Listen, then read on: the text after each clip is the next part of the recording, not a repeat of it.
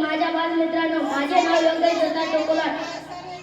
मी आज तुम्हाला शिवाजी महाराजांविषयी दोन शब्द सांगणार आहे. ते तुम्ही शांतपणे ऐकून घ्यावे ही माझी नम्र विनंती. जिथे शुभभक्त उभे राहतात तिथे बंद पट्ट्या भल्या भल्यांची मती.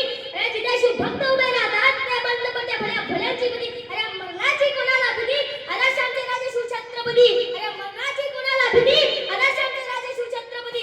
शिवाजी महाराज यांचा जन्म 19 फेब्रुवारी 1630 रोजी शिवनेरी किल्ल्यावर झाला.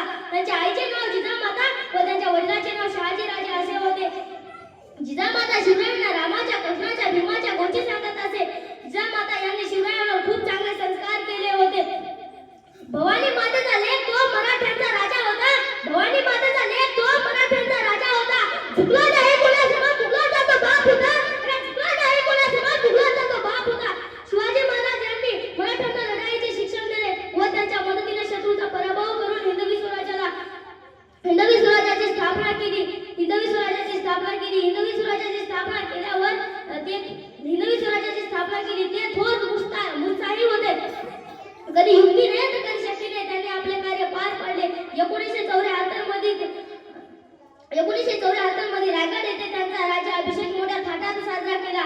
हा थोर पुरुष 1980 मध्ये मृत्यू पावला. तलवार 10 सेकंदाच्याच हातात होती.